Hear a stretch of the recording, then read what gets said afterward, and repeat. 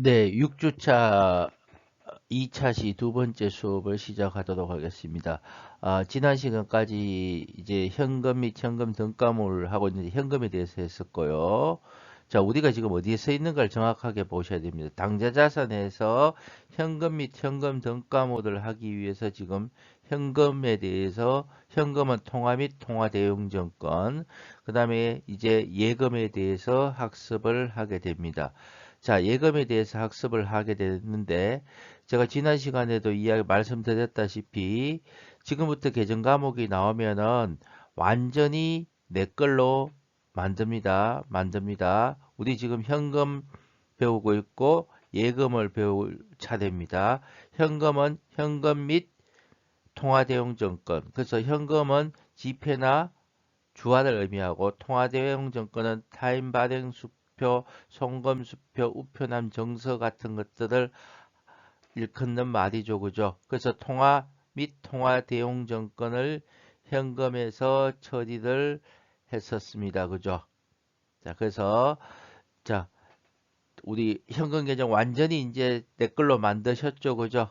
그래서 이제는 예금 계정에 대해서 완전히 내 걸로 만듭니다. 다시 우리는 어디에 써 있다? 유동자산 유동자산 중에서 다시 배우면 한 단계 더 나가면 자산은 1년을 기준으로 유동자산과 비유동자산으로 분류를 합니다.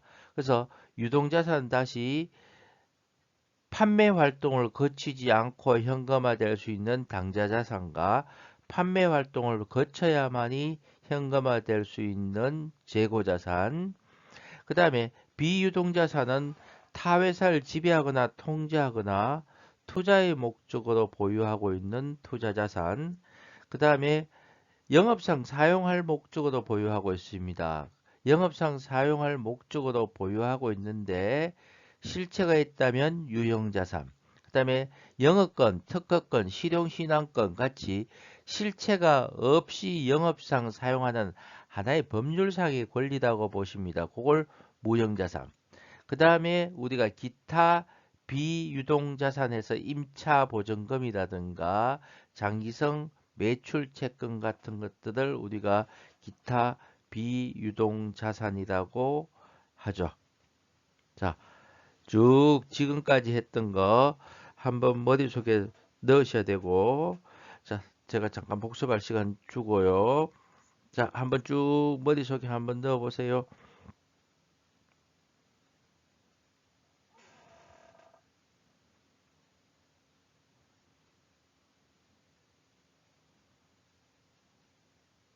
자, 한번 다시 한번 볼게요. 우리 자산은 다시 유동자산과 비유동자산, 1년을 기준으로 유동자산과 비유동자산으로 분류를 하면서 유동자산 다시 당좌자산과 재고자산, 비유동자산은 투자자산, 유형자산, 무형자산, 기타 비유동자산으로 분류를 합니다. 현금화되는 속도, 유동성이 빠른 놈부터 위에 올라온다고 했었죠. 그죠? 자, 그리고 다시 한번 더 여러분에게 말씀을 드립니다. 우리가 회계의 기본 개념을 배우면서 계정 과목에 대해서 살짝 등장을 했었습니다. 그 다음에 거래가 발생하면 분계를 통해서 분계점 기입하고 정기를 통해서 총계정 원점 기입하고 결산 예비 절차는 수정전 시산표 작성하고 재고조사, 우리 재고조사에 대해서 배울 거라고 했죠. 그죠? 재고조사 및 수정기, 그 다음 수정 후 시산표, 정산표인데 요거는 생략이 가능합니다. 그 다음에 결산 본 절차로 와서 먼저 손익계산서 계정, 비용과 수익에 속하는 계정을 먼저 마감합니다. 그래서 수익과 비용에 속하는 계정을 집합손익이라는 손익계정의 대체를 모읍니다. 모아서 그러면 손익계정에 비용과 수익이 다 모였기 때문에 여기서 단기 순이익이 나올 수 있겠죠. 그죠? 이익이 나옵니다. 그 다음에 이 이익이 나오면 자본 증가, 손실이 나오면 자본 감소니까 이게 어디로 갔다? 자본금 계정으로 가서 마감을 합니다.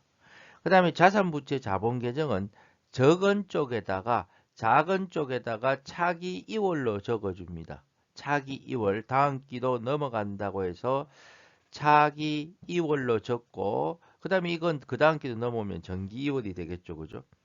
그 다음에 이제 이 차기 2월액을 다 모아서 2월 시산별 작성해서 다시 한번 우리의 절차가 맞았는가를 검증합니다. 그 다음에 결산 후 절차에서 손익계산서, 재무상태표 등을 작성을 하게 됩니다. 자, 여기 결산 사이클인데, 자, 이제 우리 결산 절차에 대해서는 회계원리 시간에 다시 배우시라고 했었고요. 자, 우리는 이제 뭐 한다? 계정 과목에 대해서 하나하나 계정 과목을 보게 됩니다. 그래서 우리가 현금을 배우셨고 오늘 예금을 배울 거고 계속해서 계정 과목을 배워 나가실 텐데요. 이거 완전히 이제부터는 내 걸로 만드시고요. 여러분 이렇게 보셔야 됩니다. 지금 배우는 게 나중에 달라지느냐? 그렇지 않습니다. 똑같죠?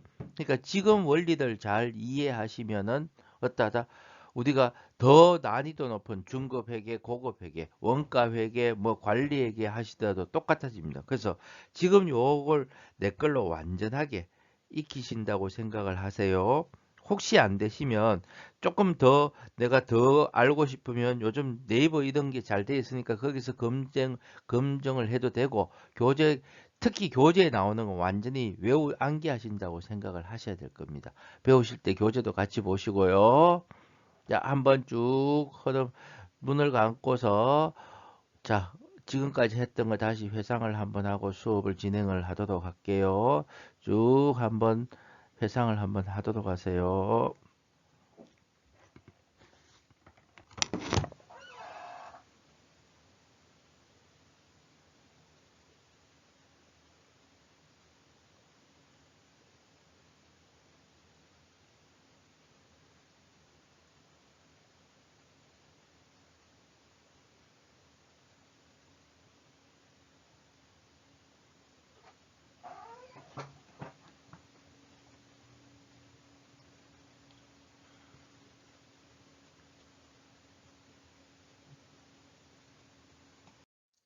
네, 18만 원이 되겠죠.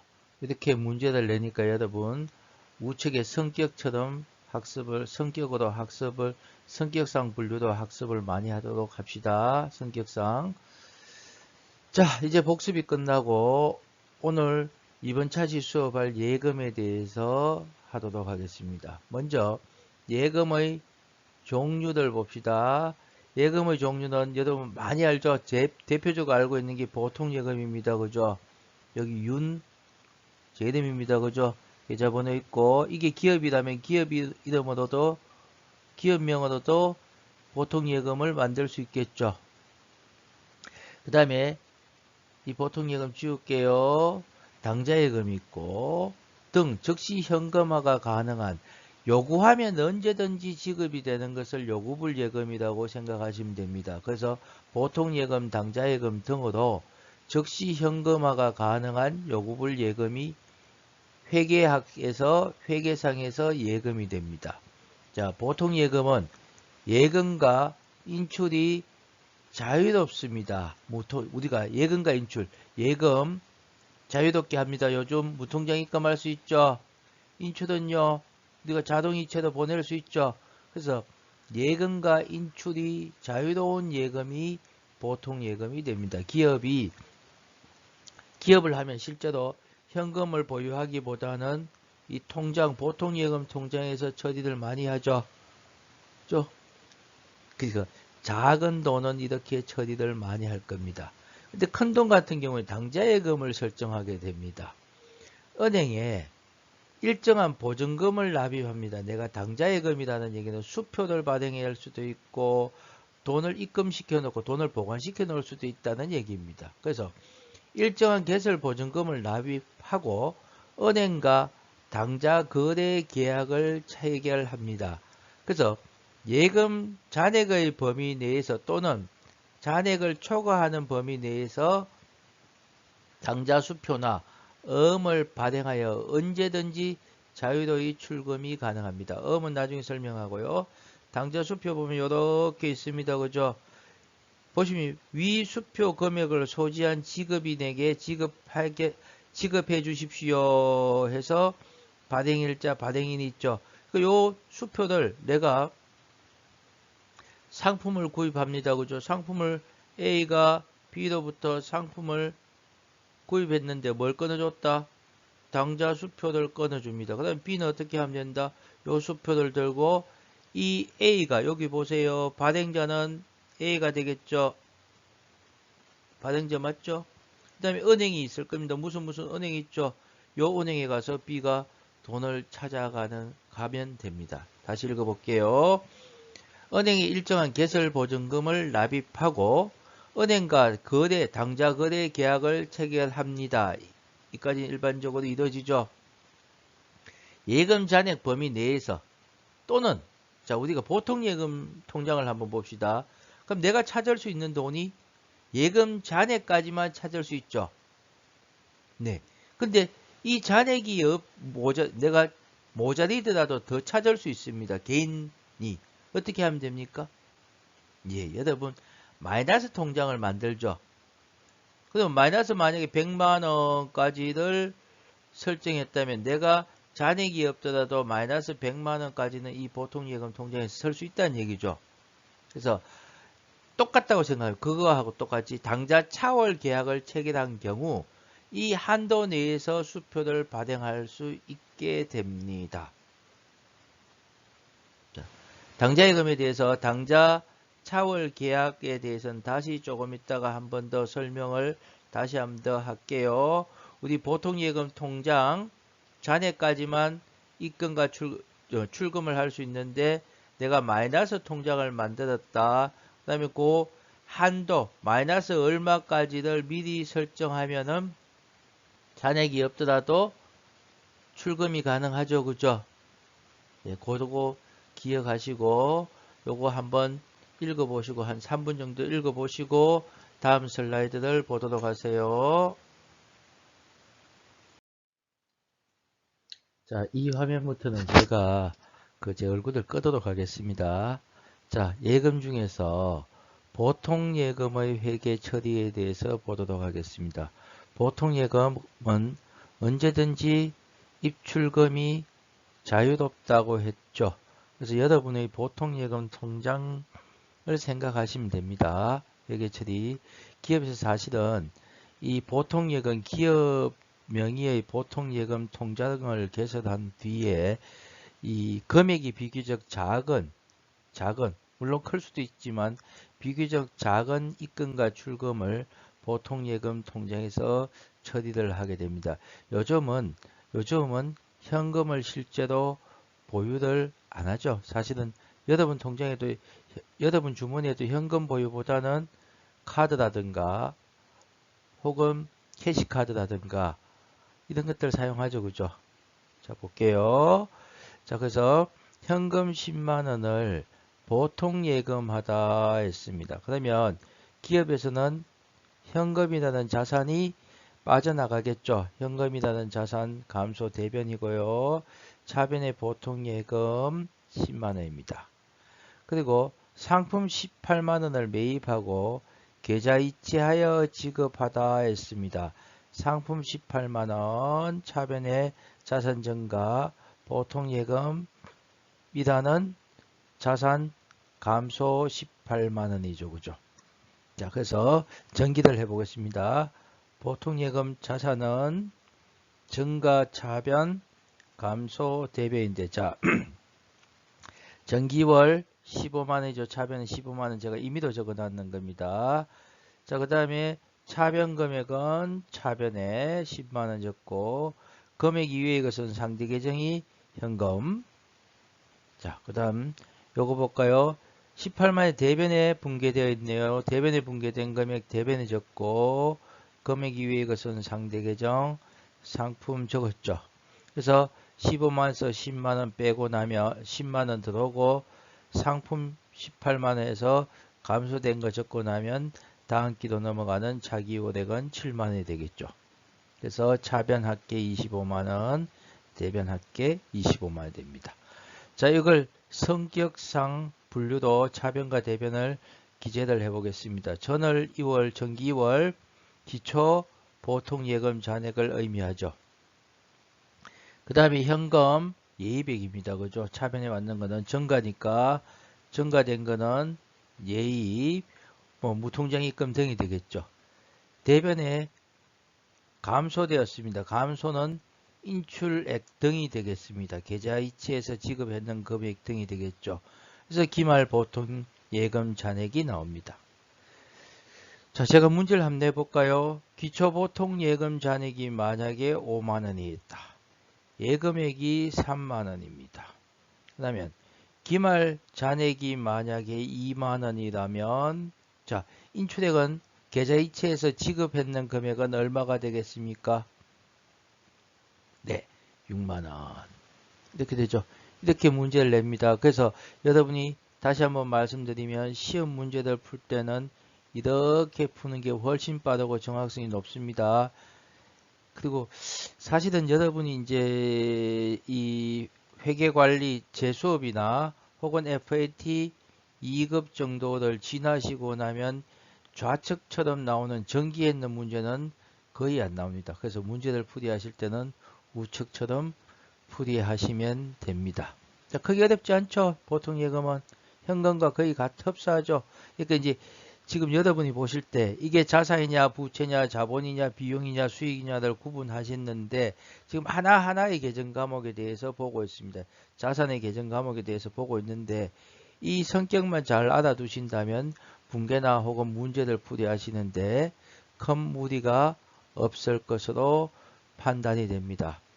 자, 3분 정도 시간 지난 뒤에 다음 슬라이드를 넘기도록 하세요. 다음 슬라이드 3분 이렇게 시간을 주시면 여러분은 슬라이드를 스톱하세요.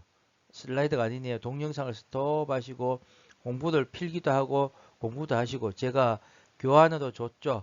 그 교환을 프린트 하시든지 파일로 띄우셔서 자 이렇게 보십니다. 교환을 프린트 하신 분들은 그 교환 위에다 바로 써도 되죠. 만약에 집에 프린트기가 없으면 교환을 다운받으시고 PPT 파일이죠. 그죠? 그 밑에 이 해석쓰기죠. 해석을 이렇게 닫아 놓으세요. 알았죠? 되겠습니까? 그러니까 슬라이드 노트 작성하기도 밑에다가 작성해 놔놓으면 여러분만의 학습 노트가 될 겁니다. 그죠? 그렇게 준비하도록 하세요. 자, 스톱하고 3분 공부하시고 다음 슬라이드 봅니다. 플레이 하세요. 자, 이제 예금 중에서 당좌 예금에 대해서 살펴보도록 하겠습니다. 우리가 기업에서 기업을 하게 되면 현금을 기업에 보관을 하게 되면 도난이나 분실 등의 여러 가지 어려움이 있겠죠. 이거 매일매일 현금이 증가 감소해서 얼마 남았구나 하고 이거를 비교를 해보고 실제로 이게 도난이나 분실이나 혹은 다른 여러 가지 문제가 있는가를 파악하기가 어렵죠. 매일 하기가. 그래서 우리가 적은 금액들은 아마 보통 예금 통장에서 입금과 출금을 할 겁니다. 그죠? 그러나 금액이 커지게 되면 이걸 주고받는 어려움도 많을 겁니다. 그래서 기업에서는 은행에 일정한 개설 보증금을 납입하고 그 다음에 은행과 당좌 거래 계약을 체결합니다. 체결하고 예금 잔액의 범위 내에서 당좌 수표나 어음을 발행하기 위해서 개설하는 예금이라고 보시면 됩니다. 개설하는 예금입니다. 자, 다시 읽어볼게요. 은행에 일정한 개설 보증금을 납입하고 은행과 당좌 거래 계약을 체결하고 예금 잔액의 범위 내에서 당좌 수표나 어음을 발행하기 위해서 개설한 예금입니다. 자, 회계 처리를 볼까요? 현금 10만 원을 당좌 예금하다 했습니다. 그러면 기업에서는 현금이라는 자산이 감소되었으니까 대변에 10만 원. 차변에 당좌 예금이라는 자산 증가 10만 원이죠. 전기를 해볼까요? 자, 차변에 분괴된 금액은 차변에 금액 이외의 것은 상대 계정 현금이 왔죠. 됐습니까? 자, 그 다음 대변가 한번 볼까요? 상품 18만 원을 매입하고 수표 발행하여 지급하다 했습니다. 자, 그 다음 차변에 상품이라는 자산이 증가 18만 원, 대변에 당좌예금이라는 자산이 감소 18만 원. 즉 상품을 판 사람은 이 수표를 받으면은 내가 예금을 해놓은 은행에 가서 현금을 찾아가겠죠. 그죠? 그죠?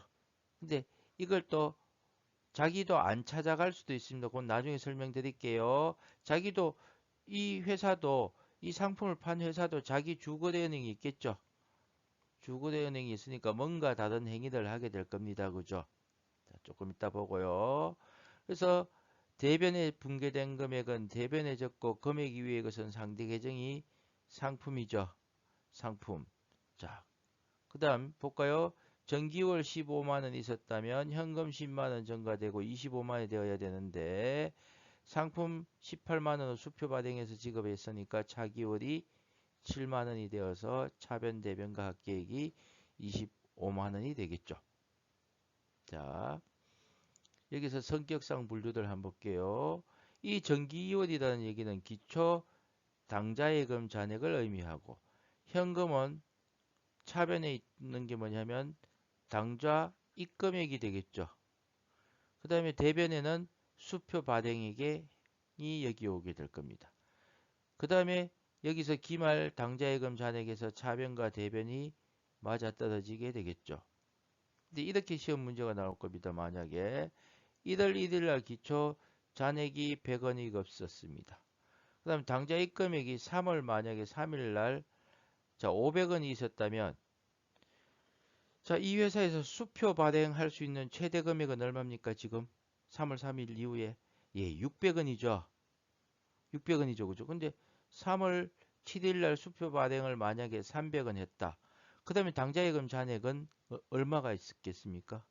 네, 300원 있겠죠. 그죠? 이렇게 문제들 풀이하시면 됩니다. 그죠? 거꾸로 나올 수도 있겠죠. 기초잔액이 100원이고 입금액이 3월 3일 날 500원 있었는데 3월 만약에 10일 현재 당좌예금 잔액이 300원이라면 3월 3일과 3월 10일 사이에 수표를 얼마 발행했겠습니까? 네, 300원을 발행했게 되겠죠. 그죠? 자, 3분 정도 드릴 테니까 3분 정도 드리면 항상 복습하시고 그 다음 슬라이드 필기를 하시고 그 다음 슬라이드를 보도록 합니다. 자, 한번 볼게요. 갑이란 회사와 을이란 회사가 있었습니다. 갑이란 회사가 을에게 상품을 샀습니다. 그러면 갑은 차변에 상품 얼마가 되고 을은 팔았으니까 대변의 상품 얼마가 되겠죠. 근데 갑이 돈을 안 주고 수표를 발행해서 지급했습니다. 갑은 어떻게 됩니까? 갑의 분괴는 당좌 예금이 되겠죠. 을은 자, 자 볼게요. 복습합니다. 을은 어떻게 됩니까? 수표를 받았는데 누가 발행한 수표를 받았습니까? 네, 타인이 발행한 수표를 받았죠. 자, 기억하시겠습니까? 타인이 발행한 수표를 받았다. 차변에 뭐가 온다? 네, 현금이 오겠죠. 타인이 발행한 수표, 현금이 왔습니다. 그죠? 중요합니다. 타인이 발행한 수표, 현금이 옵니다. 타인이 발행한 수표는 현금으로 처리하게 됩니다. 자, 이렇게 처리가 됩니다. 그죠? 자, 지우고 다시 한번 볼게요.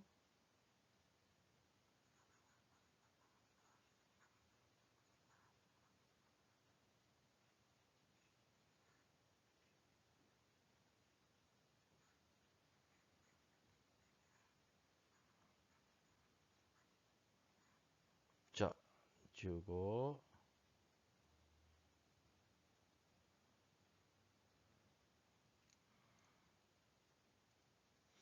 자, 다시 볼게요. 자, 갑이라는 사람이 자, 을에게 상품을 받았습니다. 그러면 갑의 분계는 대변의 상품이다 했습니다. 그죠? 을의 분계는 거꾸로 보는 겁니다. 지금 상품이 차변에 오겠죠. 그럼 을이 뭐 했다? 현금을 줬다면, 현금을 주고 받았다면 어떻게 분계가 됩니까? 갑 차변에 현금, 을 어떻게 됩니까? 대변에 현금 이렇게 오면 되겠죠. 현금을 줬으니까. 자, 만약에 현금을 안 주고 외상으로 했다면요. 상호간에 외상을 했다면 갑은 외상, 네, 좋습니다. 외상 매출금이 되고 얻은요, 예, 외상 매입금이 오면 되겠죠. 그죠? 지금 이렇게 배웠습니다. 그죠? 자, 이번에는 수표를 발행했습니다. 수표를 발행했다면 자, 얻은 어떻게 됩니까? 을부터 볼게요. 수표를 발행했기 때문에 당좌 예금이 되겠죠. 자, 갑은 어떻게 됩니까? 수표를 받았다. 이거 속아서 당좌 예금 이렇게 처리하면 낚인다 합니까, 여러분? 낚이는 거죠. 낚이면 안 되시고 타인이 발행한 수표를 받았기 때문에 뭐가 된다? 네, 현금이 와야 되겠죠. 자, 여기서 봅시다. 그러면 이 갑이 이 갑도 주거래은행이 만약에 있는데 이 사람은 대구은행이고 여기 얻의 주거래은행이 잘 안 되노. 잠깐만요. 주거래은행이 국민은행이라고 봅시다. 그러면 얻은 국민은행에 당좌예금을 개설하고 있고 갑은 대구은행에 당좌예금을 개설하고 있을 겁니다. 그러면 어디 이 수표를 발행해주면 갑이 수표를 들고 이 은행에 가서 돈을 찾으면 되죠. 바로 즉시 지급하죠. 근데 갑도 구태여 그렇게 내가 이걸 직접 은행에 가서 수표 보여주고 돈 주세요 하고 이렇게 안 한다는 얘기죠. 어떻게? 갑은 자기 회사까지 옵니다. 와서 뭐 합니까? 바로 이 수표를 뭐 합니까? 당좌예금 입금을 해버립니다. 그죠? 입금을 하든지 아니면 대신 좀 받아라 하는 행위가 있습니다. 이걸 추심 의뢰라 합니다. 자, 입금을 하는 게 아니고 대신 좀 받아라고 얘기했습니다. 그러면 추심 의뢰를 하면 이 사람이 주고 수표를 주고 받는 게 어떻게 된다? 추심 완료가 되겠죠. 자, 그래서 이 추심 의뢰는 아직 돈을 주고 받은 게 아니기 때문에 우리가 거래를 공부할 때 거래가 아니랬죠. 다시 복습합니다. 주문, 계약, 위탁, 보관, 추심 의뢰는 거래다 아니다? 거래가 아니랬죠. 그래서 보통은 이렇게 가지고 와서 대신 좀 받아주세요 하는 행위 추심 의뢰는 거래가 아닙니다.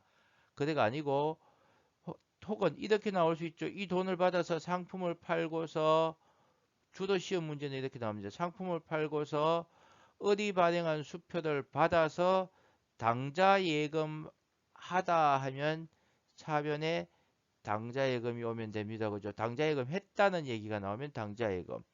추심 의뢰를 했다. 거래가 아니기 때문에 붕괴하실 필요가 없고 그냥 타인 발행 수표를 받았다.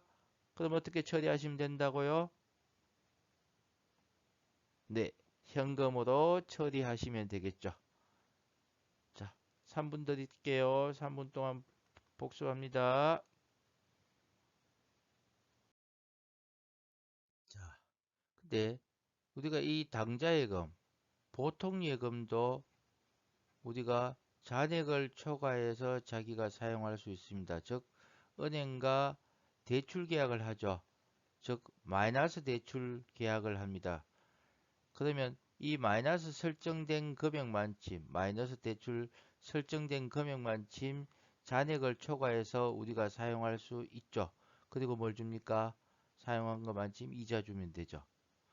그래서 기업도 당좌예금도 당좌 차월이라는 계약을 합니다. 자, 우리가 만약에 당좌예금 잔액이 100원 있는데 내가 이 100원을 초과해서 수표를 발행하면 이거는 뭐가 된다?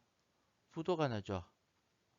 즉 부도라는 얘기는 은행이 지급을 뭐 한다고요? 거절하겠죠. 돈이 잔고가 은행의 잔액이 100원밖에 없으면 100원까지밖에 수표를 발행 뭐 그러니까 현금을 지급할 수 없으니까 요만치면 부도가 납니다. 그죠? 부도가 납니다. 그래서 우리가 잘 보셔야 됩니다. 부도도 수표를 부도 내게 되면 우리가 형사상 처벌의 대상이 되고요. 형사 처벌의 대상이 되고 음을 부도 내게 되면 민사 처벌을 받게 됩니다. 뭐 크게 중요한 건 아니고요. 자, 그래서 당좌예금 잔액을 초과하여 수표를 발행하는 그 경우 그 초과한 금액을 당좌 차월 계약을 체결한다 했죠. 그죠? 당좌 차월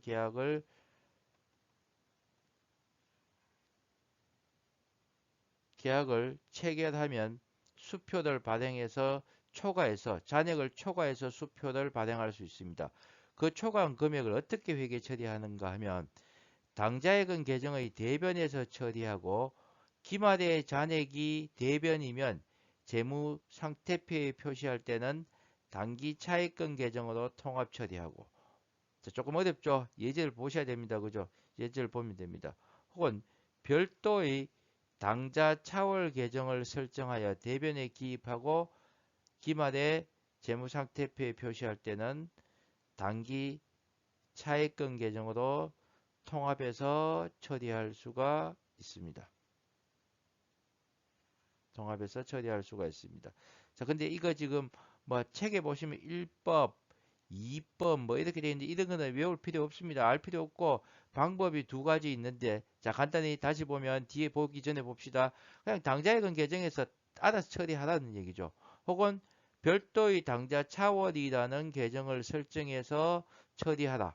즉, 그러면 한번 봅시다. 뒷장을 넘기기 전에 우리가 당좌예금은 우리가 뭐다 했었습니까? 당좌예금은 자산 계정이니까 증가 감소 적어서 항상 잔액이 어디 남는다? 차변에 남아야 되죠. 근데 지금 이렇게 처리한다면 어떻게 된다? 잔액을 초과해서 수표를 발행할 때 당좌예금 계정의 잔액이 어떻게 된다? 대변에 남을 수가 있죠. 자, 요런 특수한 경우가 있습니다. 그죠? 그럼 이 대변에 남는 거 많지면 뭐 했다는 얘기입니까? 아, 잔액을 초과했으니까 당좌 차월 금액이죠. 그죠? 그래서 이거는 아, 부채가 되는구나라고 생각하시면 됩니다. 만약에 당좌예금 잔액이 대변에 남았다면 뭐가 된다고요? 네, 부채가 되겠죠. 그죠? 부채가 될 겁니다. 자, 볼까요? 우리가 요 1법까지만 할게요. 1법까지만 하고 2법은 다음 시간에 다시 보도록 하고요. 한 슬라이드만 더 설명을 하고 오늘 수업을 마치도록 합니다. 한 장만 더 봅시다. 자, 당좌예금 기초잔액은 5만 원입니다. 3월 1일자 당좌예금 기초잔액이 5만 원이니까 3월 1일자 정기월 5만 원이 있었습니다. 3월 2일자 현금 10만 원을 당좌예금했습니다. 그러니까 차변에 당좌예금 10만 원, 대변에 현금 10만 원에서 3월 2일자 차변에 분괴된 금액은 차변에 금액 위에 것은 상대 계정을 적었습니다. 자, 3월 8일자 볼까요? 상품 20만 원을 구입하고 수표 발행해서 지급했습니다. 차변에 상품 20만 원, 대변에 당좌예금 20만 원인데 자, 여기서 지금 잔액이 얼마였습니까? 잔액이 15만 원밖에 없는데 수표를 얼마 발행했다? 20만 원 발행했다는 얘기는 이 회사가 당좌 차월 계약을 체결하고 있다는 얘기죠. 그리고 별도의 계정을 설정 안 하고 당좌예금 자산 계정임에도 불구하고 별도의 계정을 설정 안 하고 그냥 20만 원 수표 발행해서 어떻게 처리하고 있습니까? 당좌예금에서 처리하고 있죠. 그러면 어떻게 됩니까? 대변에 대변 금액 적고 금액 위의 것은 상대 계정 상품이라고 적었습니다. 그러면 지금 보시면 여기는 15만 원이고 여기는 얼마가 된다? 20만 원이니까 대변 잔액이 얼마? 5만 원이 되죠. 5만 원이 남죠. 그러면 이 시점에서 당좌 차월은 빌린 거죠. 그죠? 빌린 거. 즉 부채가 얼마가 있다는 얘기입니까? 부채가 5만 원이죠. 그죠? 그죠? 그리고 다시 입금을 했다. 다시 잔액이 만약에 5만이니까 7만 원 입금했다고 볼까요? 그러면 이 시점에서는 5만 원 갖고 2만 원이 당좌예금 잔액이 되겠죠. 입금했다. 차변에 당좌예금 7만 원, 대변에 현금 7만 원 이렇게 하면 이때는 다시 차변의 잔액이 되겠죠. 자, 그래서 이 얘기는 뭐 별도의 계정을 설정 안 하고 그냥 당좌예금에서 처리합니다. 그죠? 근데 이게 단점이 뭐냐면은 우리 회사의 잔액이 얼마가, 빌린 돈이 얼마가 될까 파악하려면 이걸 차변과 대변을 합계해 봐야 알 수 있죠. 근데 참 간편하죠, 그죠? 그냥 별도의 계정을 설정 안 하고 있습니다. 자, 그랬다가 기말이 되면은 이놈을 어떻게, 이놈은 부채 계정이니까 대변에 만약에 기말에 대변의 잔액이 있다면 대변에 당좌예금 대변의 잔액이 있습니다. 그죠? 대변 잔액을 빼주려면 어떻게 된다? 자, 여기서 회계는 항상 빼려면 차변 걸 빼려면 대변, 대변, 대변 걸 빼려면 차변에 분기해 주시면 됩니다. 그러니까 차변에 당좌예금 얼마요? 만약에 만 원이 대변에 잔액이 있었다면 당좌예금 만 원 차변에 빼주고 어디로 처리한다? 단기 차입금이라는 계정에서 합쳐서 처리하면 됩니다. 결국은 뭐 했다는 얘기입니까? 은행에 빌린 금액이죠. 그죠? 빌린 금액이기 때문에 단기 차입금 계정에서 처리하게 됩니다. 자, 그러니까 이 방법은 별도의 계정 과목을 설정 안 합니다. 그죠? 설정 안 합니다. 그냥 그대로 왔다 갔다 여기서 제가 보면 여러분에게 설명을 하는데 자산은 잔액이 항상 차변에 남는데 이 경우는 대변에 남았다면 부채라는 얘기죠. 그죠? 됐죠? 요거를 완벽하게 하시면 이법은 사용 쉽게 됩니다. 그래서 이 1법과 2법 그 방법이 두 가지 방법을 만약에 여러분이 정확하게 이해할 수 있다면 회계학의 실력이 살짝 한 단계씩 올라가게 될 겁니다. 아마 요거 완벽하게 하시고 다음 시간에 제가 요거 복습하고 설명을 이법을 설명하도록 하겠습니다. 자, 오늘은 여기까지 할게요. 오늘은 여기까지 하고 오늘부터는 객관식으로 제가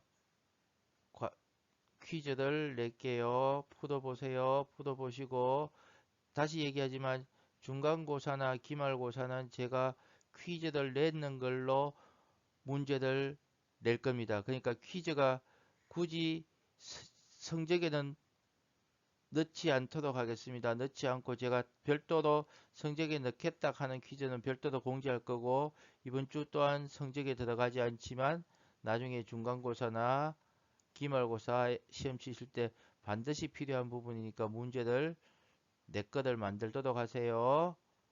자, 이제 한 주 더 있으면 여러분 얼굴을 볼 수 있겠다. 그죠? 개학이니까. 자, 한 주 마지막까지 힘내도록 합시다. 자, 수고하셨습니다. 마치도록 하겠습니다.